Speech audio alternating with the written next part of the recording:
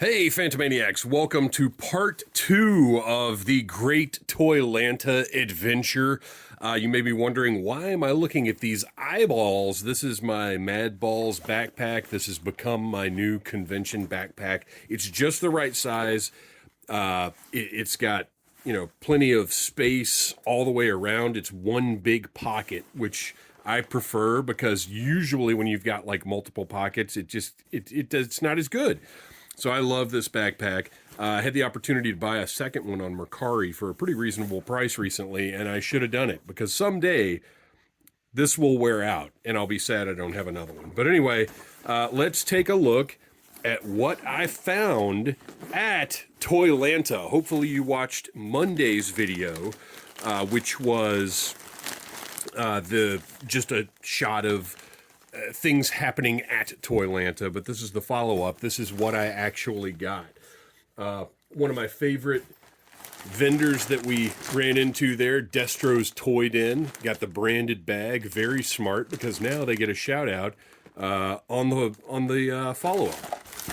So let's see what all I've got in here. Lots of G.I. Joe. I went down there prepared to spend a pretty good amount of money, and honestly, I was too conservative. I'm already sitting here. I'm recording this the same day as Toylanta, and I've already got some regret over things that I didn't buy. But I think I was so paranoid about going crazy and overspending, just because this is the first toy convention that I've been to in a long, long time, that I kind of held back a little bit. I should have gotten more. But let's take a look. The first pick here. Lots of G.I. Joe stuff, but this is not G.I. Joe.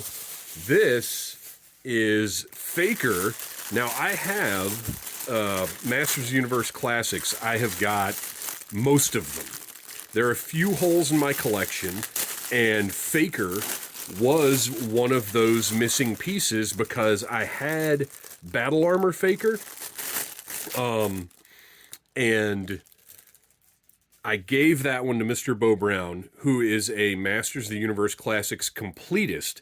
I'm not a completist. I have kind of just bought what I wanted to buy and like skipped a lot of stuff. There's some things that I don't have, and I'm okay with not having. But anyway, I had the Battle Armor Faker, and Bo didn't, so I gave it to him because he needed it. But that left me without a Faker because I passed on the original Faker, and then I didn't buy the Super 7 Ultimate Faker, which I wish that I had. But today, I got myself a nice, loose, in really nice condition standard Faker that included the messed up robot head. Oh, now that's an interesting development here. What is going on with this? Oh, you know what? I bet... Let's see. Yeah. So, got a little sticky stuff here to make the size right. This is probably the Mattel body, I bet. I'm trying to see if there are identifying marks here. Surely this thing says Mattel somewhere on it. Maybe it doesn't. But anyway, I bet this is the Mattel body. And this might be the Super 7 head that came, because they released this head, I think it was part of a battle pack or something. I can't remember what it came with. If you remember off the top of your head, because I don't, let me know in the comments. But this might be the head that came with the Super 7 Ultimate Faker.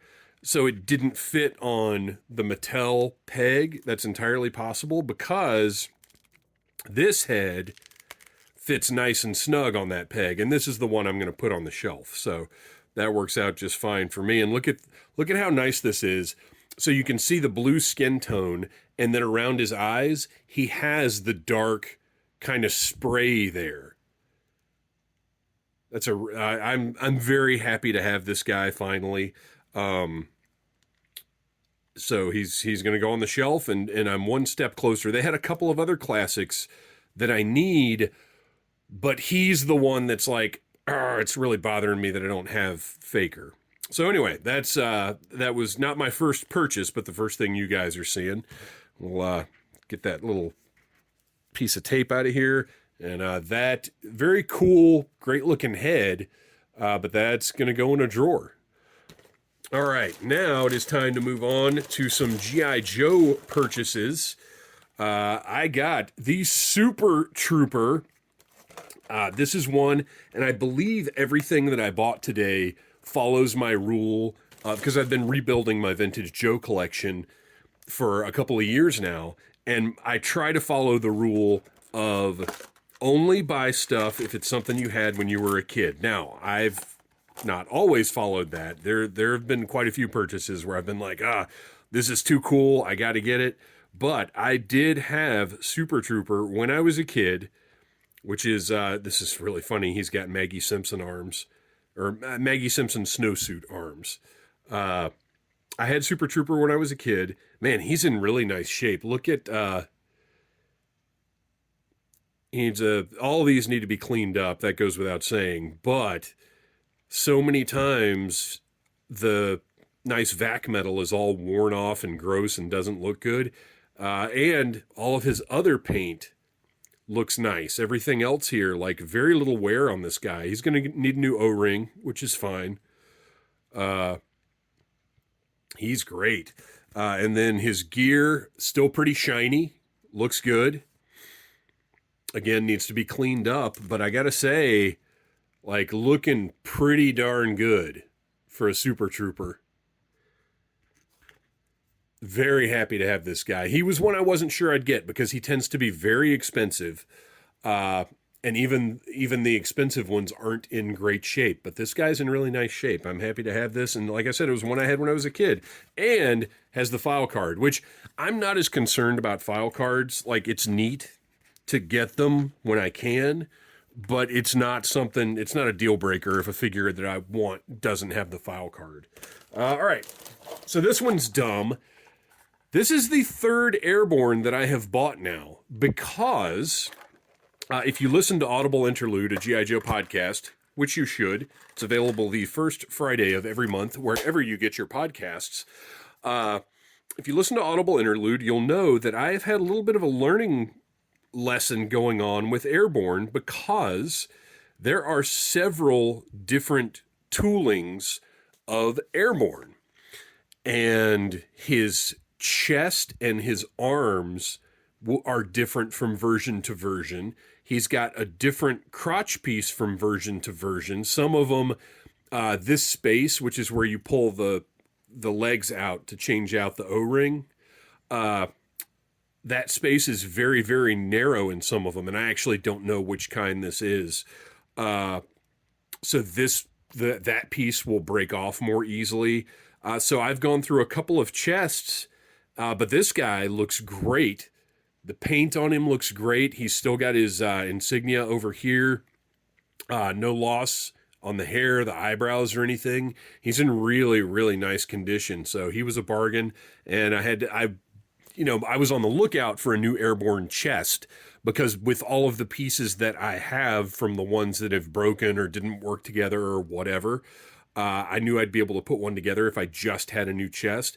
But this guy, he's going on the shelf I'll clean him up and put a new O-ring in him, but he's complete as is. Looks really great. And I finally have a complete ready for the shelf Airborne, complete with his helmet. Always loved this helmet because it was one of the first ones to have like a little extra on it. The goggles look great. The detailing of the fabric cover you can see there. And then he's got the M16 with the bayonet. Very cool. Unique at the time. And then finally the cool backpack with the shovel, like bedroll / parachute, whatever it is that's going on with that. In my mind, it was always a parachute. I guess it's probably, is it? I don't know. That seems a little weird, doesn't it? Because it's really not. Like, that's not a parachute. That's a bedroll. Anyway, moving on. Happy to have Airborne. What else have we got in here? Oh, okay. So, Hit and Run. He was later in the line. I believe he was a 1987 release. maybe 88 even. Does it say on here? Yeah, 1988. So he was an 88 release. I was pretty much out by 88, but I had Hit and Run. And I dig this figure. I always liked figures with heavy camouflage, and like literally nobody has heavier camouflage than this guy. So I saw him, and the figure looks great. Nothing's cracked. Paint looks fantastic. And I got to tell you, this down at Toylanta, the selection of vintage was fantastic. I joked in Monday's video about being down there looking for pops and modern or stuff that was currently available at retail marked up. Very little of that, to be honest. Lots of vintage. It was a good year. And again, I'm kind of kicking myself because I probably should have bought more than I did. I'm right here right now thinking about things that like, gosh, why didn't I get that? So Hit and Run, but again, as with so many 80s Joes, the magic is the fact that he includes his duffel bag with the grappling hook and his knife, as well as his regular gun, which is a unique. I always thought this looked like a M16 that somebody washed in hot water. It's a really weird looking gun, but that's it. So complete Hit and Run. How do you even wind that back in there? How does that work? Oh, you know what? I think there's another grappling hook in here. Well, let's open it up. Let's show the viewers. Oh, no, I'm wrong. It does. Oh, it's got a little handle. Oh, okay. So the handle is supposed to stick out. I'd completely forgotten how this guy worked. So the handle goes in there like that. And then the rope goes through there. Oh, should the handle be on the top or the bottom? Oh, it's the top. That's the only way it can go. So there you go. That's how that works. And then you just wind the rope back in, which I'm not going to sit here and do right now because you guys don't need to see that. So Hit and Run, very excited to have that one from later in the line, but I somehow or other was still collecting. Croc Master. I'm not going to show you the price on this because I did talk the gentleman down. He was super nice. Actually, I think I talked to him more than anybody else down there, except maybe Noel or Ricky Zero. So Croc Master is one that I've been wanting badly. I always liked Croc Master. And the problem with getting a vintage Croc Master, and you can see, again, this guy's paint is beautiful. He's in great shape. He's got joints are all pretty nice and tight. He needs new O-ring, of course. I mean, these almost always do. But he's got this black breather tube that is almost impossible to find. Well, not impossible, but you're going to pay some money to get a Croc Master with that tube. You can find him for next to nothing, like without it, or certainly without his other accessories. But that tube is a big, big deal. So I was thrilled to see that. As well as his crocodile. The leash for his crocodile. And his crocodile whip. So this one is I'm very excited with what I got. Like I said, I wish I had gotten more, but it was a good day. So there's Croc Master. I can't remember the crocodile's name, but that's okay. And then finally, from that, and that stuff didn't all come from Destro's Toy Den. Destro's Toy Den was maybe Airborne and Super Trooper, I think I got from there. I'm not positive. So this was something that I needed badly because it's from the 1982 G.I. Joe line, and that I'm so close to having everything from 1982. This is a HAL. It is a heavy artillery laser. And I didn't even think to check if it was like functional. It doesn't seem to want to open up, but I'm not going to futz with it too much here. I can figure that out later. But anyway, heavy artillery laser, and it came with, I think it was Grand Slam, and I have the figure, so I didn't need the figure, I just need the HAL. And the computer console is a piece that is often missing, commonly missing, so that plugs in right there. And then another piece that you don't always get with this is the little tripod kickstand type deal that plugs in. Let's see. I feel like it goes... Oh, wait, it goes in that way. Okay. So when this is hooked up to the back of a Vamp or a Mobat or whatever with your little tow hooks here, this is folded up underneath. And then when you release it to set up for use, it kicks out to hold it in place. Just a simple but very cool, you know, anything on wheels like this was always fun because it was portable, moved around, set it up wherever you want. But it was something that I needed. And I still don't have a Vamp, which is driving me kind of nuts. But I just haven't found one for the right price, and I didn't see any down there today. So there's the HAL. We will wheel this out of the way because I have two more. Let's move these cases out of here because I need the space. Any good toy hunter knows you don't go into the toy show with just one backpack. You've got to have a backup bag at all times because you never know what you're going to find. And what I found, thanks to Noel, actually, Noel and I each bought. Well, let's do this one first. Okay. So we'll get the bag out of the way because this is a big giant bag, but it folds up really small. So I keep it in the inside pocket of my backpack as a backup, just in case I need it. So I loved this vehicle when I was a kid. It is the Dreadnought Swampfire, and it's another one that is difficult to find in good condition because the pontoons have a tendency to break. And again, I'm not going to, some of this stuff is not as loose as I'd like, and I'm not going to futz with it too much because I don't want to break anything. But I really loved the Swampfire when I was a kid. It's a great vehicle that transforms from a helicopter into a swamp skier type thing. And what so often happens, the pontoons can break very easily, but the rotor blades also have a tendency to snap or break or whatever.